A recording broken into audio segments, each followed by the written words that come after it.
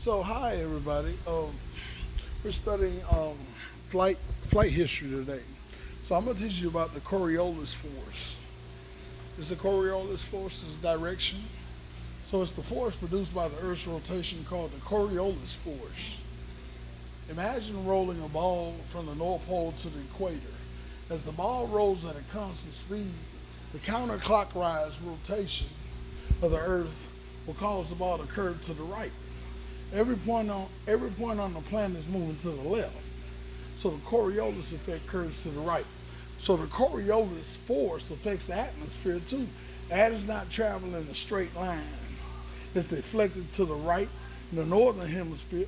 By the time it's traveled about one-third of the way to the North Pole, warm air cools and sinks, creating a high pressure area. It then begins floating southward toward the equator. So the equator is right in the middle. So also, listen, let me explain this. As the warm air cools and sinks, creating a high pressure area, then begins flowing southward toward the equator. Similar circulating patterns occur from the North Pole to 60-degree latitude, 30 and 60-degree latitudes. The winds caused by the Coriolis force produce a regular wind pattern called the prevailing winds. So listen, you learned a lesson today. Give me $10 billion. dollars. 10 billion, yeah. And also, look, I learned this in the seventh grade. So you have the cumulonimbus clouds, nimbostratus clouds, the altostratus clouds, the cirrostratus clouds, and the cirrus clouds. So cold air, and see these are the clouds, the warm air, and you also have here. These are I guess these are the airport terminals here. Yeah, these are the airport terminals. When planning the flight, so the flight pilots, so these are the airports. So you have to look at the cumulonimbus clouds, nimbostratus clouds, altostratus clouds, and cirrostratus clouds, and cirrus clouds. So, so most of the time, what you see is a cirrus stratus clouds or cirrus clouds, little wisps. Wisp, W-I-S-P. So what you see most of the time are wisp clouds. You know, little feathery light clouds.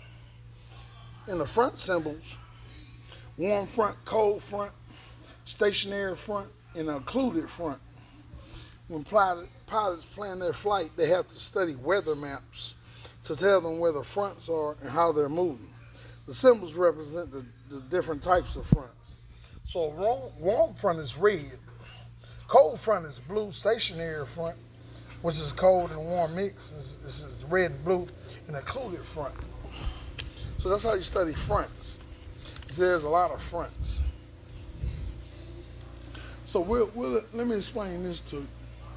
Fronts in flying. As a mass of air with a uniform temperature immediately comes into contact with another air mass with different characteristics, the transition zone, which is right here in the middle of the transition zone, is called a front. The presence of the front can reduce instability in the atmosphere. There are two main types of fronts. Well, actually four. There are cold front, advancing cold mass. And this is a transition line right here in the middle. Transition line replaces a warm air mass that can result in gusty winds, a drop in temperature, heavy rain, lightning, and poor visibility, followed by clearing. So listen, let me finish explaining. The warm front is a warm air mass which replaces cold air mass. It can be accompanied by variable winds, rising temperatures, low clouds, and moderate precipitation. So a stationary front, you see the transition line? Stationary front is between two distinct air masses, the warm air and the cold air. There's a distinct difference. This usually occurs when the upper level winds are parallel to the front, preventing any substantial movement. A occluded front occurs when the warm air mass is overtaken by a faster moving cloud air mass. So the cloud air mass is in the front. Thunderstorms, rain, and snow are possible ahead of the front. See the transition line? So the transition line, so that's a occluded front. So you test your knowledge here. So listen, I taught you a lesson today. Uh, Give me $100 billion for that lesson. My classes are very exclusive. I hope you learn, and I like it in cash. Thank you very much. And I'll also be doing some more teaching here. Uh, Also, okay, let's take a look at this. Tracking severe weather. One of the most dangerous threats to aircraft is severe weather. These involve thunderstorms, lightning, hail, icy conditions, snow, hurricanes, and tornadoes. Pilots do their best to avoid severe weather when planning their flight, but weather is constantly changing. They need to be aware of what the weather is doing at all times to ensure the safety of the airplane and passenger. So that's the cumulonimbus cloud. So those are the highest clouds, 65,000 feet in the atmosphere. They're associated with dangerous weather.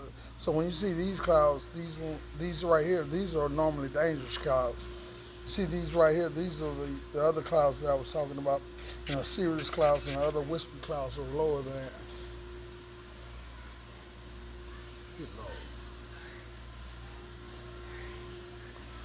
So that's what I said to understand. And so now let's look at Doppler radar. So Doppler radar is what they use today to monitor the weather signals. So I test your knowledge. So I test your knowledge in weather. So they use Doppler transmission radar. Let's see what they have over here.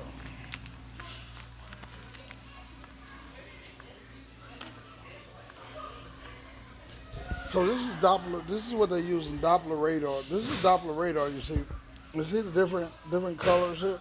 So these represent intensity. This is snow. Then this is rain. So the green is light, and you see the red. Those are the red. Those are the high intensity.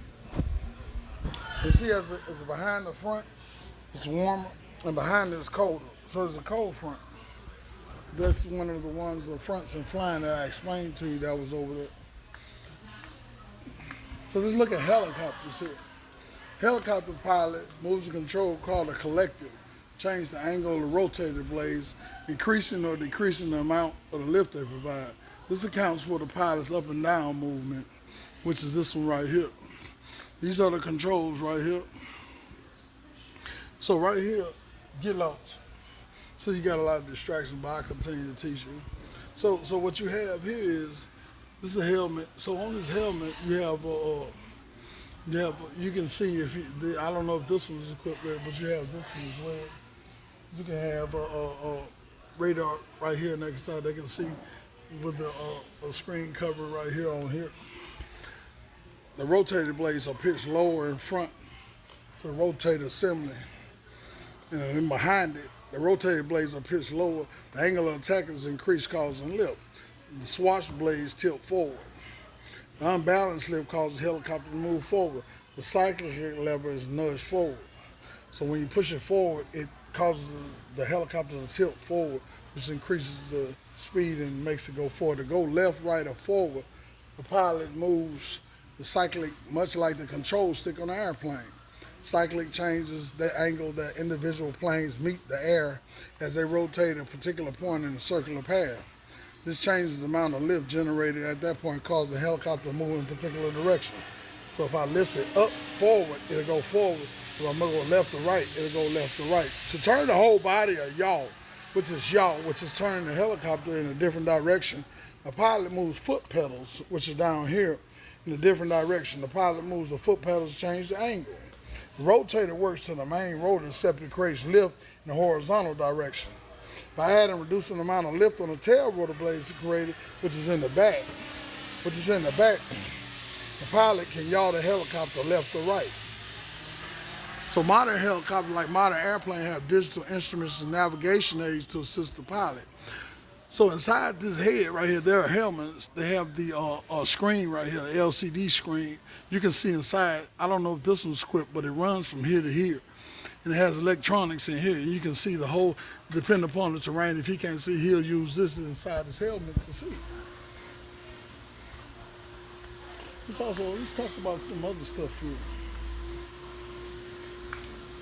You didn't think I knew that, huh? See, that's what they like. They like to restrict learning from people. But see, and look, let's take a look at this right here. So this is a sailplane. See, this operates a mass is a hot mass. Mass is a hot air rising from Earth is warmed by the sun. So it runs on solar. You see this little plane here? And they can fly around the world.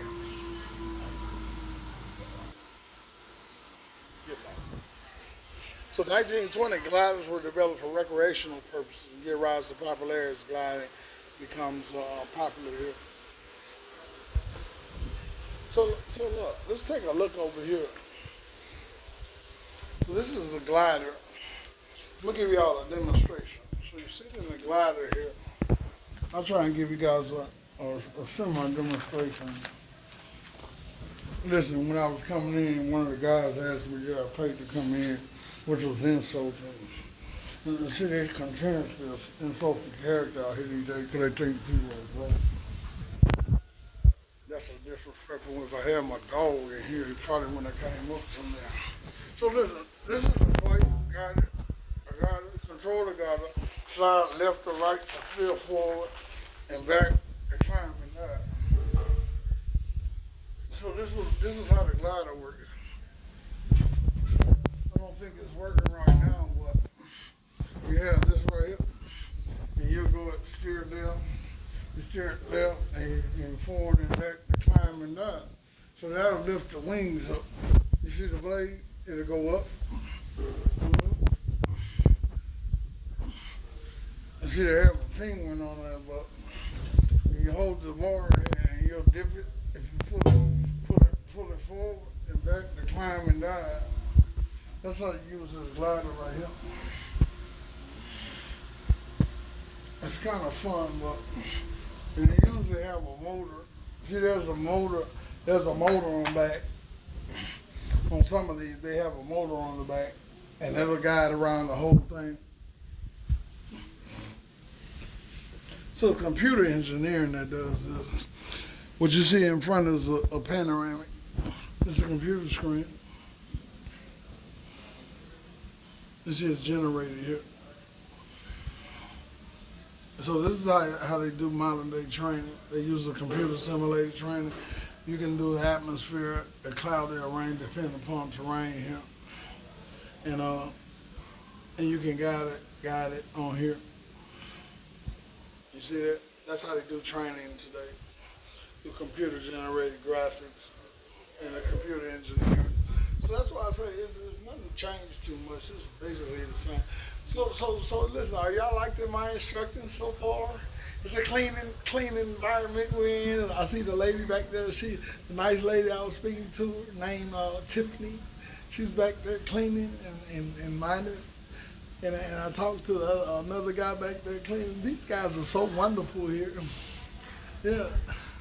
The CEO of this place asked me, did I pay you to come in here, which is kind of rude. But other than that, you had to get past the rude people to get to the real stuff.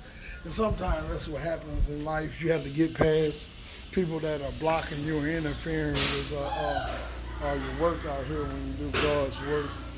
So listen, let me walk over here. Let's go to the space shuttle. So the modern space shuttle, so we got a lot of distractions here.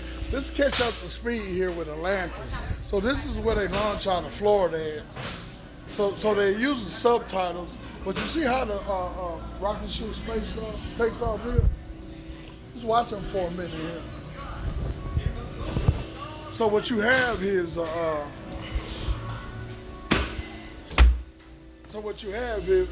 you have let me explain this to you as far as space shuttles go. As soon as they bring it up here, give me just a second. They have some children over there playing, which I can probably talk over them. So the shuttles usually launch out of Florida. Florida has excellent weather launching conditions. That's why they launch out of Florida. Or they'll switch to Houston depending upon the weather conditions. So let me explain to you about space shuttle lifting. That's how they do transporting satellites and everything else in outer space. And that's how they do the transportation here in the 21st century. So once they bring it up, they're going to bring the shuttle. So I'll talk over these other guys in here trying to talk over me and distract me, which is normally what they do when I'm teaching, distract me.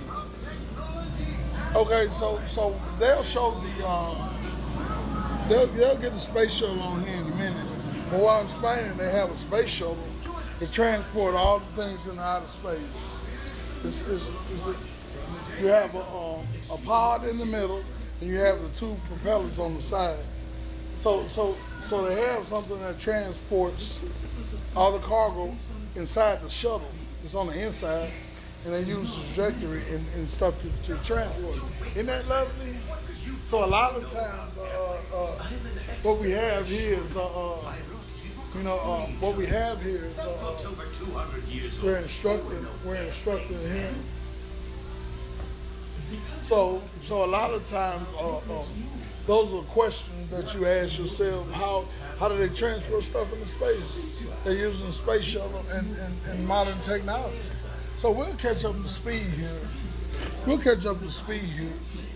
Let me finish explaining this to you guys. I'll probably come back in a minute. Instructing on how to do that. I'll try and pass over here. So there's the space shuttle. And in the middle of the space shuttle is where they keep the cargo, such as the satellites, and other stuff. And then they have the rocket ship, which has the fuel, the two propellers on the side, that transport the power to go in there. So I'm gonna wait and see if they'll pull up the space shuttle. So they started over again, but we had caught up to today where they're doing space shuttle transportation. So look, let's continue on here. So we're talking about turbofan. Let me see what else they got in here I can share with you guys. Excuse me, Tiffany. Here's stealth technology. This is the latest technology. So stealth technology, U.S. Air Force introduced stealth fighter and then the invisible F-17 Nighthawk. So what this uses is this is an F-17 Nighthawk. So this information right here, this is the latest. So it's fixed to a certain extent where you can't have the modern radar detection because of the black coating on here. So what you have here is the coating, and it's undetectable, but it has a low aerodynamics here and a coefficient, and it moves fast depending upon the speed, and it drops a payload. So that's what they're using today.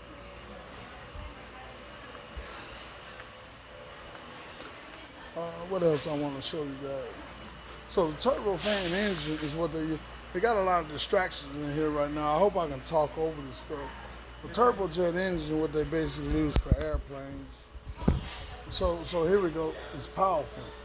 So here's the engines here, and they spin opposite of each other, and they create power, and the air is forced out through the back, similar to what I was showing you over here, where the air forces it out. The turbojet engine is powerful. So throughout the 40s and 50s, engineers was designing it. So air is drawn through the air intake, and a large set of fan blades direct the air to the engine core in the middle, where it's directed around the engine exhaust. The air is directed into the core and compressed by a series of rotating blades. So the blades are going in different directions.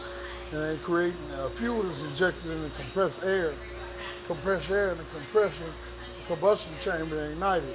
The burning fuel and air mix here in the middle, and it spins the turbine blades. And the rotating blades drive a shaft which turns the fan and compressor blade.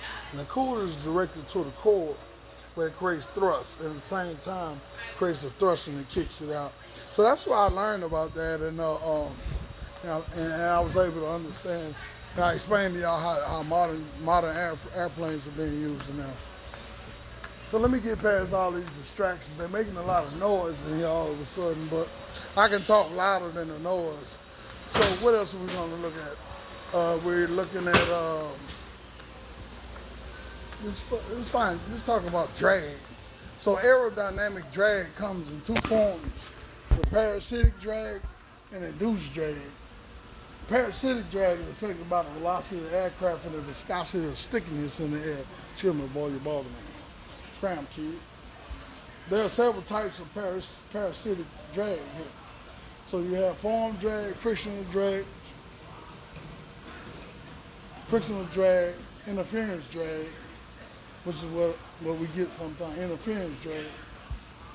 Form drag is the size and shape of the airplane form and the landing gear, shape of the wings and the fuselage. More streamlined aerodynamic airplane has less drag. Frictional drag caused by the contact of air molecules with the surface of the airplane. Interference drag reports the airplane needs such a junction in the wing and the fuselage, which interfere with the flow of air and causes drag. As the airplane's velocity increases, the effective drag increases exponentially, which is in the back of the drag. As the air becomes stickier or more dense, drag also increases. So this is drag. This is what you call drag. Form drag, pressure drag. Streamline, the more streamlined, the smaller drag, the lesser drag you have. On a rough surface, there's a larger friction. Smooth surface and the tangential forces is smoother. So see, the streamline, the less friction you have. So you have a reduced drag here, streamline. So this is a Warhol. You see the weapon in the front? This machine, those are rounds they let out. These are rounds. You see the weapon in the front? It's a Warhol 18.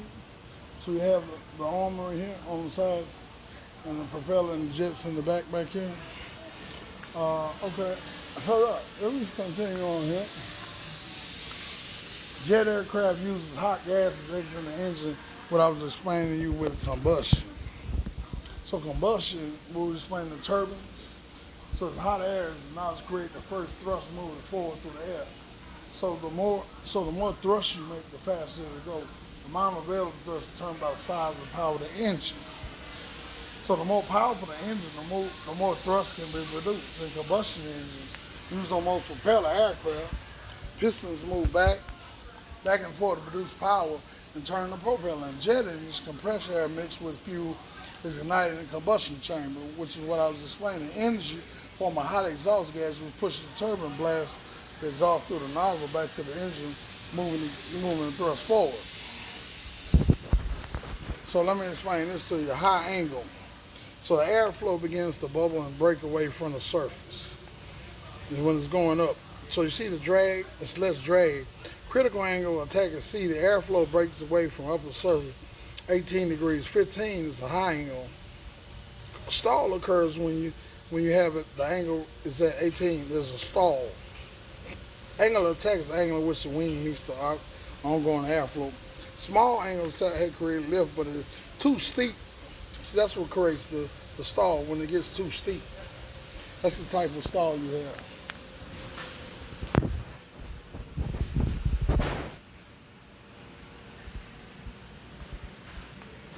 So this is what we're talking about, stall here.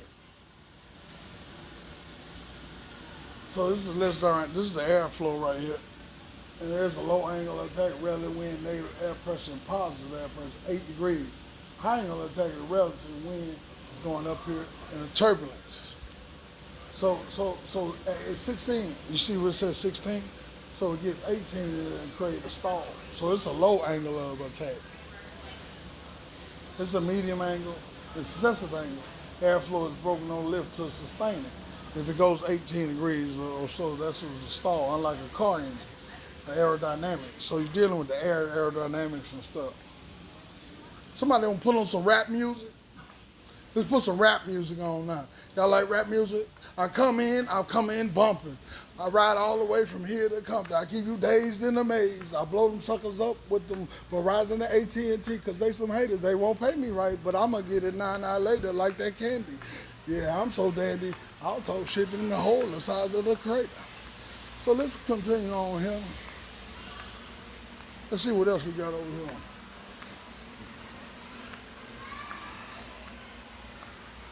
So we have some more. Let's go inside the. Let's talk about Neil Boyce lab. So this is the lab where you're in outer space where you have zero gravity. So see, they operate in zero gravity as a crew member in a robotic arm. It's a robotic arm and submersible mock-up. So they're practicing in outer space using mock-up here. So that's how they get their practice. You see the spacesuit they're in? Scram, kid, you're balling. So you have the controls here and the soldering preparation for the Hubble telescope. So the NVL is the largest indoor pool. So I saw this pool before. I went there when I was a kid, when I did a field trip. So the NVL is the largest indoor pool, which holds 6 million gallons of water at a constant 80% degree Fahrenheit. It's staying 20 feet down on an elevated deck, additional 20 feet. So that's what you do training underwater. I remember seeing that as a child. So no one accompanied children on the stairs, and they just had children. So they're not being supervised. Those guys that were harassing me, they bother me, but they won't bother the kids. So that's why I tell you, they got always still prejudice out here these days, folks. You see the sign right there? It said no kid. The kids just ran up there, and the guy that came harassing me was standing behind them. He didn't say nothing to him, so he can't bother me though. Extracurricular activities is spacewalk. I like hip hop. I get down the side of H-Town. So look, here's Grunsfield performing space operation. I get down the side of H-Town. So he's performing 5 spacewalks in service of the Hubble telescope. So the telescope is a solar power. These are the solar panels here, and they operate. And this is down here. These are this is the inside mechanism here, and what you have here is operating stuff in there. Yeah, so I run everything. So by myself. So a lot of time people like to be taught, but they don't know nothing out here. And hang on, let's get back to instructing. So the Hubble telescope is training. Now you remember what I was explaining to y'all how they operate in the water. So now they're in outer space doing the same thing. So these are the solar panels. This is the foil here. So look, let's move on. So this operates the electrical stuff that you have in here outside of the space here. And what these are solar panels here. The solar panels here are what keeps the satellite running because of you see the microcrystalline here. So these only last a certain amount of time here. Y'all following the wrong teacher. So this is what keeps the solar power, and it runs from here to here. Give me a jaw. So this is what runs here. I want the money to go. So when I get my $100 billion, so look, this is a cockpit panel. This is a virtual here. So the touch screen begins. So these are overhead degrees here, and the photography training, the payload station. You see all the controllers and everything here. So let's take a look. So this is the main purpose here of the thing here. You have the controller which controls everything. The payload control station. This is a joystick in the middle. So air flight control. These are all the controls in there. So what you learn is, and you can see through these panels here, this is what you're sitting right here. So you have a virtual control over everything in here, inside your cockpit. So you have control over everything inside your cockpit. So that's the pilot station. And you learn that. Now let's go to the moon. So Artemis 2 landed on the moon. So when the Artemis 2 landed on the moon, what it did was Artemis 2 landed on the moon. Gene Cernan can be seen in a lunar module. See, they only let certain people go up there. But see, when you let black people go up there, here's the human landing in the spaceship Luna. So it's a rocket ship here. So it's the Starship HLS, a reusable aircraft carry up to 4 astronauts. It has a spacious cabin and a large airlock for EVA suits. So it's SpaceX, which is the space company that's doing a lot of business out there, and they're making a lot of money with not sharing it. So the Orion spacecraft is a partially reusable spacecraft here. So the partially reusable Orion spacecraft, these are the power here for the solar panels and part of the Artemis program, same basic configuration, Apollo command with increased diameter, updated thermal protection system, modern technologies. It can accrue a 6G on low orbit Earth up to 21 days undocked and 6 months docked. So here's the command and service module. CSM is a mothership in Apollo missions, so they use this one during Apollo missions. So this is a lunar module. That's what they're using on the moon. So let's talk about this. Listen, they don't want you on their job. They won't hire you, but you know everything about it. So they actually following you and stealing from you. So you always got these crooks you gotta look. And you can tell they broke when they got their hands in their pocket. So listen, Artemis 2, listen, I always gotta say that to keep y'all alive and working. Broke people, they usually keep their hands in their pocket. So look, Artemis 2 Look, so this is Artemis 2. It ascends in a near rectilinear halo orbit here. So it's circling the Earth at a certain trajectory here. So the order, certain trajectory here. That's what Artemis does. It circles it in a certain trajectory. So it stands here at a launch. At a launch from Kennedy Space Center, which is in Florida. So here it is. Since they won't give me a job, I'll come out here and learn it myself. See, that's what you call a self-taught black man. See, and see, jettison rocket boosters. So you get the boosters dropping in, that's when it lets the satellite go in there. And in the core stage, the engine takes off once it separates. And once it gets into the Earth orbit, it performs a certain trajectory speed. And the translunar injection burn is committed to the trajectory. So they set it at a certain trajectory. So as the lander enters lower, it ascends to, so it just basically spins around at a certain trajectory. And they set it to spin at a certain trajectory. And Orion performs return power flybys. So splashdown when the ship and the astronauts return to Earth. Sometimes those